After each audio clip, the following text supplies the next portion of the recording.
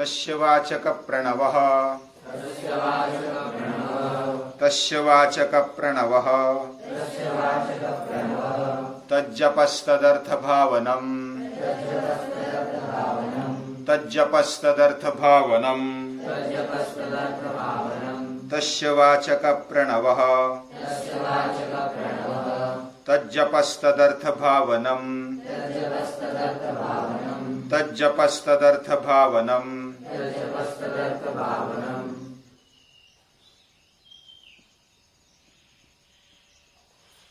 योग का आरंभ, योग शास्त्र पढ़ने का आरंभ महर्षि पतंजलि करते वक्त योग की व्याख्या करते हैं, योग का परिणाम दिखाते हैं।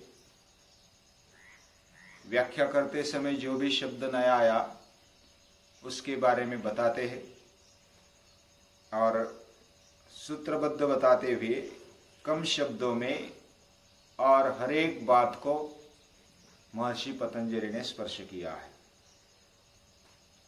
योग की व्याख्या बताते समय चित्त वृत्तियों का निरोध यानी योग, तो चित्त वृत्तियां कौन सी है मुख्य वो बताया। वृत्तियां बताने के बाद उनका निरोध कैसा होना चाहिए ये भी बताया, अभ्यास और वैराग्य से। अभ्यास क्या है वो भी बताया, वैराग्य क्या है कितने प्रकार का है वो भी बताया, उससे क्या परिणाम होगा, समाधि कितने प्रकार की होगी वो भी बताया। समाधि में संप्रज्ञात असंप्रज्ञात, सबीज निर्बीज, ये भी बताते जा रहे हैं। किस साधनों से, किन साधनों से हम समाधि तक जा सकते हैं वो भी बताया, उपाय प्रत्यय, भव प्रत्यय, और भी अलग अलग साधनों में ईश्वर प्रणिधान ये बढ़िया साधन है वो बताया। ईश्वर के प्रति हमारे मन में पूरी श्रद्धा के साथ भाव उत्पन्न होना और शरणागति लेना, ये ईश्वर प्रणिधान है। फिर ईश्वर शब्द नया आया तो उसकी व्याख्या भी बता दी। क्लेश कर्म विपाकाशैर परामृष्ट पुरुष विशेष ईश्वरः तत्र निरतिशयं सर्वज्ञ बीजं सपूर्वेशामपि गुरु काले नानवच्छेदात्। यानी ईश्वर क्या है, वह क्लेश रहित, अविद्या अस्मिता राग द्वेष अभिनिवेश ये पंच क्लेश से रहित है, पाप पुण्य मिश्रित कर्म से रहित है, जाति आयु और भोग इन कर्म फलों से भी रहित है, और जो भी सुख दुख मोहरूप जो आशय है कर्माशय उससे भी रहित है। ऐसा पुरुषों में विशेष ये ईश्वर है, वह शासन करता है, वह निरतिशय है। उससे अधिक इस दुनिया में, इस ब्रह्मांड में कोई नहीं। वह सर्वज्ञ है, सभी का बीज है।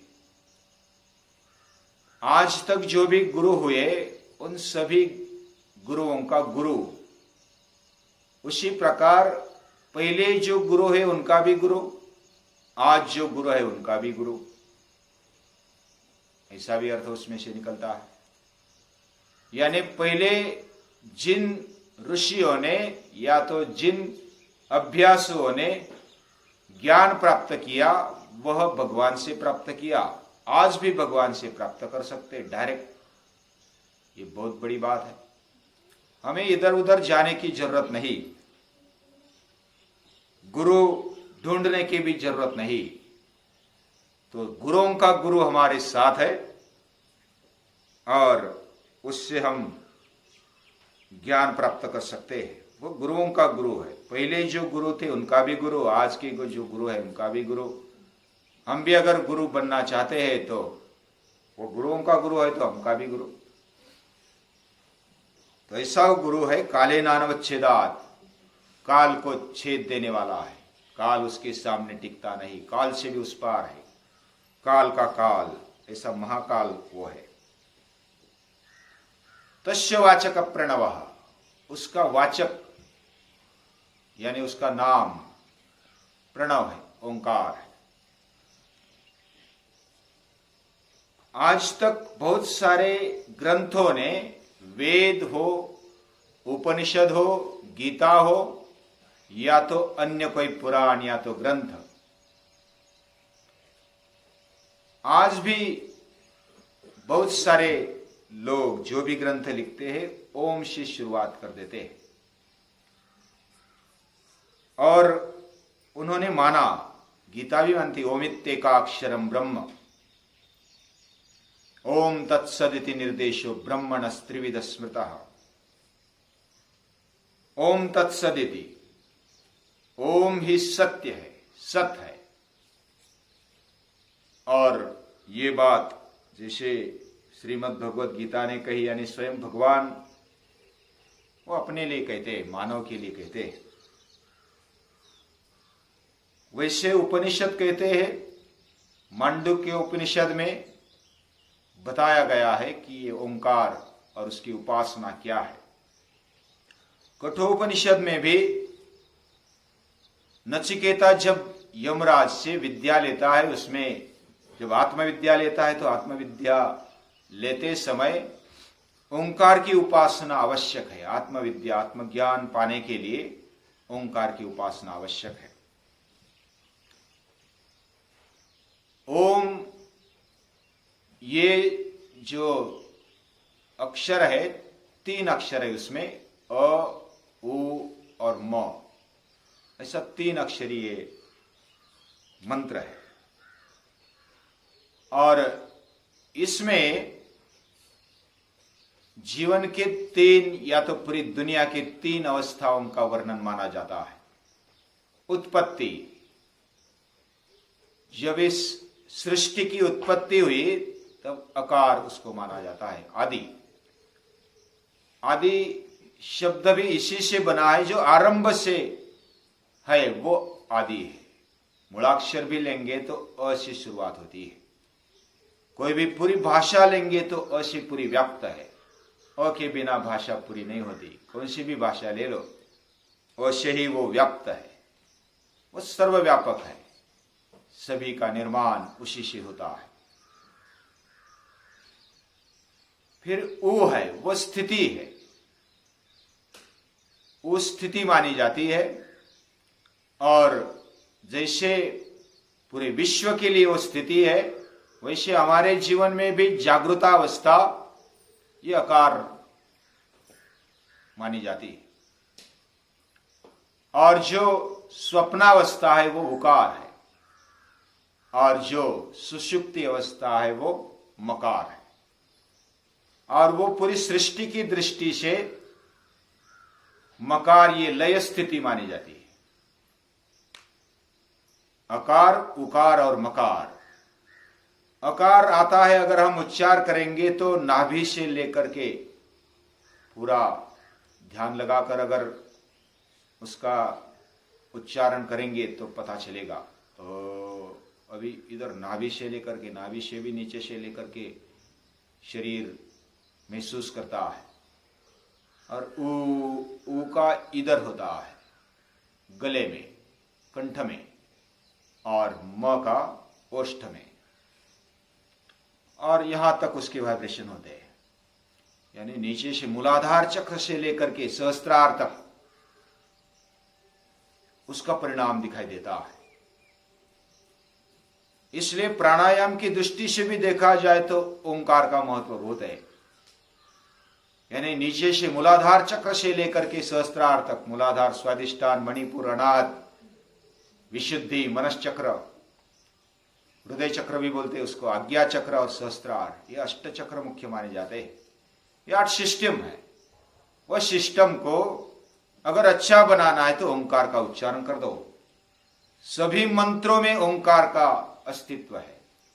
कोई भी गायत्री मंत्र ले लो, मृत्युंजय मंत्र ले लो, जो भी मंत्र अभी तक हमारे ऋषियों ने ढूंढे उसमें ओंकार का स्थान है ही, वो प्रथम स्थान। और ऐसे जो हमारी स्थिति है, जागृति, स्वप्नावस्था और सुषुप्ति, ये तीन अवस्था को व्यापक रूप से अगर देखा जाए तो पहली अवस्था को वैश्वानर अवस्था बोलते हैं। वो अग्नि रूप है। वैश्वानर अग्नि हमारा खाया हुआ पचाता है, वो निर्माण की शक्ति रखता है। ये वैश्वानर अग्नि ये जागृति का प्रतीक है, यानी कि उत्पत्ति का प्रतीक है। उसके बाद दूसरी अवस्था को तेजस माना गया है, स्वप्नावस्था। स्वप्नावस्था ये और कांति लाने वाली है। हम सपने में उत्साहित रहते हैं, सपने में वैसे तेजस अवस्था मानी जाती है। हमसे छोड़कर जो दुनिया की अवस्था है, जो स्थिति है, वह तेजस स्थिति है। तेज के कारण वैश्वानर अग्नि भी तेज का प्रतीक है, और तेजस जो अवस्था है वो भी तेज। हमारा जीवन है वो तेज से चलता है, वह तेजस अवस्था है, वो स्थिति है पूरे विश्व की। और तीसरी अवस्था प्राज्ञ उसको बोला जाता है। प्राज्ञ यानी सुषुप्ति अवस्था। जब ये पूरी सृष्टि लय को जाती है तो उत्पत्ति अवस्था, स्थिति, उसमें विलीन हो जाती है, और विलीन होते होते फिर दोनों अवस्था उसमें से ही निकलती है। ये प्राज्ञ स्थिति है, यानी अव्यक्त होने के लिए वह तैयार हुई ऐसी स्थिति, लेकिन वो बीज रूप में, बीज में जैसा वृक्ष रहता है वैसा ये लय स्थिति में पूरे उत्पत्ति का बीज रहता है, अंकुरन रहता है, और वो अंकुर उसी में से फिर निकलता है। ये जो तीनों अवस्था है उससे छोड़कर एक चौथी अवस्था है, वो तुरीय अवस्था है। हमारी जैसी जागृतावस्था है, सपनावस्था है, और तीसरी अवस्था है सुषुप्तावस्था। उससे छोड़कर तुरीय अवस्था है। जब हम दुनिया को जानते हैं, दुनिया को जानते हैं और उसके जानने के साथ साथ हम आत्मज्ञान की ओर उसको पाने के लिए लायक बनने का हमें ये मिलता है, बल मिलता है। लेकिन जब पूरे जानते हैं तो वो जाना हुआ भी उससे अतिरिक्त कुछ है, तो ज्ञान भी उधर रुक जाता है, बुद्धि मन उधर रुक जाता है, और ऐसी तुरीय अवस्था है, उसको चतुर्थ अवस्था बोलते हैं। वह भी तेज से भी आगे है। ये जो तीनों अवस्था तेज से युक्त है, लेकिन उससे भी आगे तमस परस्तात्, यानी वो तेज से भी आगे वह जो स्थिति है चैतन्य की, वह से तेज का भी तेज उसको बोला जाता है। और ऐसी जो हमारी अवस्था है वो मुनियों की अवस्था होती है, उन्मनी अवस्था उसको बोलते हैं, वो तुरीय अवस्था है। अंतःकरण जब लय हो जाता है चैतन्य में, आत्मस्थिति में, तब ये तुरीय अवस्था आती है। मन बुद्धि वाणी उधर रुक जाती है, उधर सिर्फ आनंद रहता है, उधर सिर्फ निर्भयता रहती है। ऐसी स्थिति वह ओम के जो अकार उकार मकार ये तीनों अक्षर माने जाते, उससे वह एक मात्रा है। अकार उकार और मकार ये मात्रा है, लेकिन वो मात्रा से भी आगे अमात्र स्थिति मानी जाती है। अमात्र यानी जैसे जब कोई व्यक्त होता है तो व्यक्त होने के लिए मूर्त स्वरूप चाहिए, कोई स्थूल स्वरूप चाहिए, और स्थूल स्वरूप में जब विश्व आता है तो वो मात्रा में बोला जाता है। और जब सूक्ष्म रूप में होता है ये पूरी सृष्टि या तो विश्व, तब वो अमात्र स्थिति में चला जाता है, उसमें मात्रा नहीं है। वैसा ओंकार भी जब मात्रा स्थिति में होता है, मात्रा यानी मालूम पड़ा ना, जब अ एक मात्रा है तो उसको जैसा क और अ को यानी वो मूल को, उसमें कोई स्वर नहीं, लेकिन अ के साथ मिल जाता है तो वो एक मात्रा बनती है। जब क और अ और आ मिल जाता है तो उसको द्विमात्रा बोलते हैं।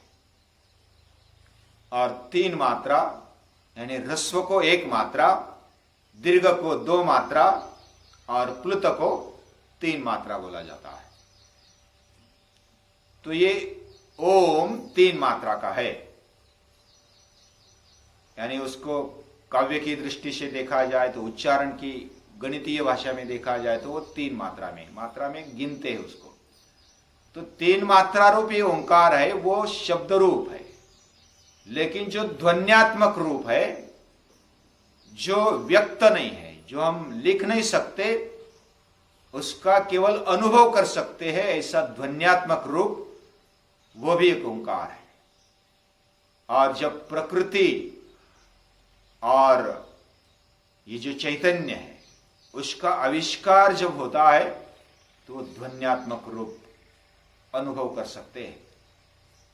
अभी ये जो रूप है ध्वन्यात्मक, वो अभी भी चल रहा है, यानी प्रकृति और चैतन्य जब एक रूप होते हैं, व्यक्त होते हैं, तो वो ध्वन्यात्मक रूप सुनाई देता है। और आज भी ब्रह्मांड में वो ध्वनि सुनाई देता है।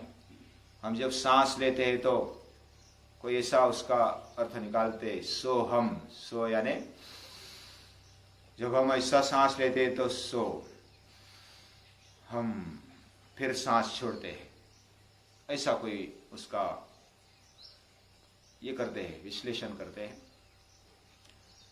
जब हम सह यानी कि वह मैं हूं, वह यानी वह चैतन्य, और हम यानी अहम, मैं यानी जीवात्मा, और ये दोनों मिलकर ये सांस चलती है। और हर कोई सांस लेता है तो ऐसी आवाज सुनाई देती है, ऐसा विश्लेषण किसी ने किया है। और भी उसमें अर्थ ढूंढा जाता है, बहुत सारे अर्थ ओंकार रूप में है। ओंकार जब हम उच्चारण करते हैं तो पूरे ब्रह्मांड का प्रतिनिधित्व हमारे सांस में होता है। ये पूरा विश्व सांस लेता है और ओंकार का उच्चारण सुनाई देता है। ऐसा यूट्यूब पर भी देखा जा सकता है। मैंने सुना है कि ये जो ब्रह्मांड का ध्वनि है वो सतत ऐसा गूंजता है ओंकार की ध्वनि से। कोई भी भाषा ले तो उसमें अ, उ और म आता है। उससे उस पार ये अमात्र स्थिति है। जो व्यक्त है उससे अव्यक्त जो स्थिति है वो अमात्र स्थिति है, और वो ओंकार का ध्वन्यात्मक रूप है। और ऐसा जो पर ब्रह्म है, अपर ब्रह्म है, दोनों ओंकार रूप है। यानी एक अपर ब्रह्म बोला जाता है, एक पर ब्रह्म है। हमने अपर वैराग्य देखा, पर वैराग्य देखा। अपर वैराग्य में भौतिक जो भी चीजें हैं वो सब आ गई जो दिखने वाली है, और पर वैराग्य में जो चैतन्यमय स्थिति है, जो व्यक्त स्थिति लेकिन जो दिखाई नहीं देती है लेकिन हम अनुभव कर सकते हैं, वो स्थिति पर, ऐसी ब्रह्म की स्थिति मानी जाती है। अपर और पर के भी उस पार वो है। यो बुद्धे परः, बुद्धि से उस पार वो स्थिति है। प्रकाश की उस पार, या तो स्थूलता के, सूक्ष्मता के उस पार उसकी स्थिति है। वह स्थिति वाचा में नहीं वर्णन कर सकते, वह अनिर्वचनीय है, उसको अनिर्वचनीय बोला जाता है। वह भगवान की माया है, ऐसे वेदांती कहते हैं। ये जो माया है वो अनिर्वचनीय है, वो भगवान की माया है, दैवी है। हम जो अर्थ लेते माया है यानी वो आभास है या तो प्रतिभास है, प्रतिभासक है, तो ऐसा हम वर्णन सुनते हैं, करते हैं। लेकिन माया ये दैवी है, और वो दैवी होने के कारण जब तक भगवान को हम नहीं जानते, हम अनुभव नहीं करते, तब तक माया समझ में नहीं आती है। दैवी हेषा गुणमयी मम माया दुरत्यया मामेव ये प्रपद्यन्ते माया में तंतरन्ति ते। माया को समझने के लिए, उसको उस पार जाने के लिए, यानी माया से पार जाने के लिए भगवान को पकड़ना, उसको समझना जरूरी होता है। मामेव ये प्रपद्यन्ते माया में तंतरन्ति ते, जो मेरा भजन करते हैं वो उसको पार कर लेते हैं। इसलिए माया को ऐसा ही मत लेना, साधारण मत लेना। हम तो बोलते हैं क्या ये संसार ये माया है, उसमें कोई अर्थ नहीं, तथ्य नहीं, ऐसा कोई कीर्तनकार प्रवचनकार बोल देते हैं। लेकिन माया वो ऐसा ये नहीं, वो अविद्या को माया बोल देते हैं। माया और अविद्या बहुत समझने जैसा है। अविद्या ये अशुद्ध प्रधान मानी जाती है, अशुद्धता है उसमें, अज्ञान है। और शुद्ध और सात्विक प्रधान जो होती है वो माया है, ऐसा माना गया है। वो लेंगे जब विषय होगा वेदांत का, तब वो विषय लेंगे। लेकिन जो पर ब्रह्म है, अपर ब्रह्म है, वो दोनों ओंकार रूप माने जाते हैं।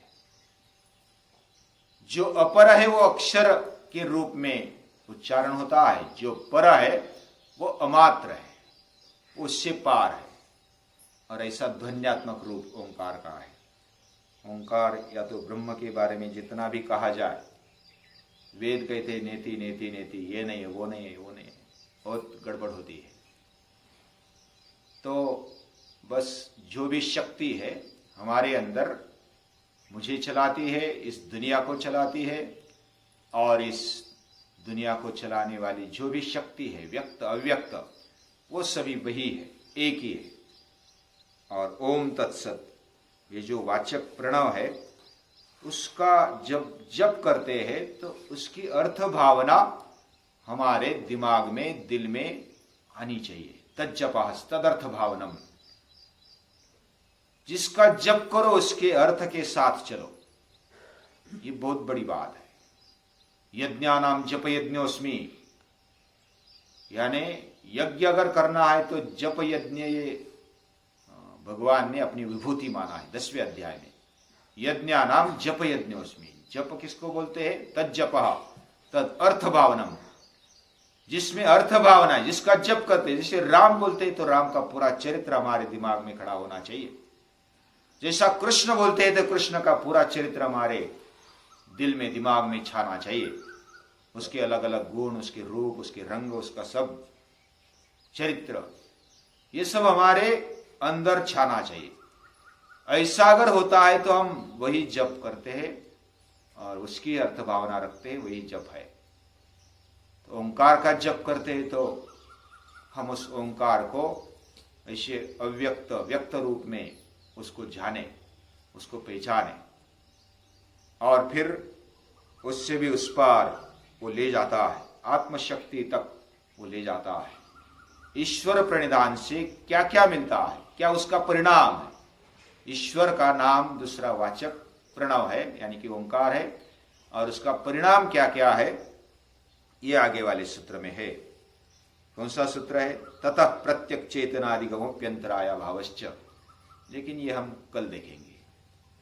अलग अलग महर्षि पतंजलि ने अलग अलग सूत्रों को हमारे सामने रखते हुए एक एक शब्द को, एक एक सूत्र को ऐसा खोल दिया है जैसा कमल खुलता है और एक एक कली बाहर आ जाती है। वैसा ही योग शास्त्र है, एक एक कली खुलती है और हमें ऐसा, अरे बाप रे, योग इतना बड़ा है, हमें आश्चर्य लगता है।